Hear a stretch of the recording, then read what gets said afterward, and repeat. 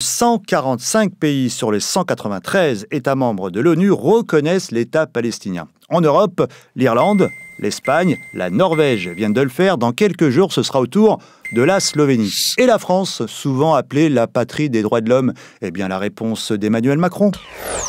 Pour ce qui est de la reconnaissance de l'État palestinien, je l'ai déjà dit, nous avons toujours défendu, y compris il y a quelques années, quand plus personne n'en parlait ou n'était là pour le défendre, je le rappelle.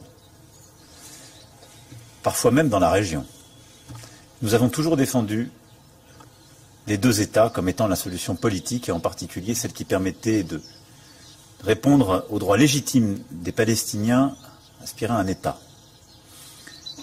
Il n'y a pas de tabou pour la France et je suis totalement prêt à reconnaître un État palestinien.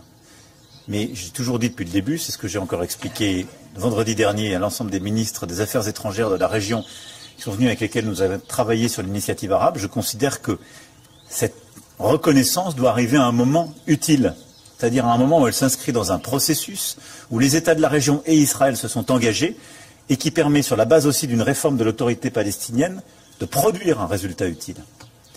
Je ne ferai pas une reconnaissance d'émotion, si je puis dire. Pas de reconnaissance d'émotion. Bah tiens. Alors, Monsieur le Président de la République, soyons pragmatiques et regardons la réalité de façon froide et responsable. Ça devrait vous aider à prendre la même décision que 145 pays dans le monde.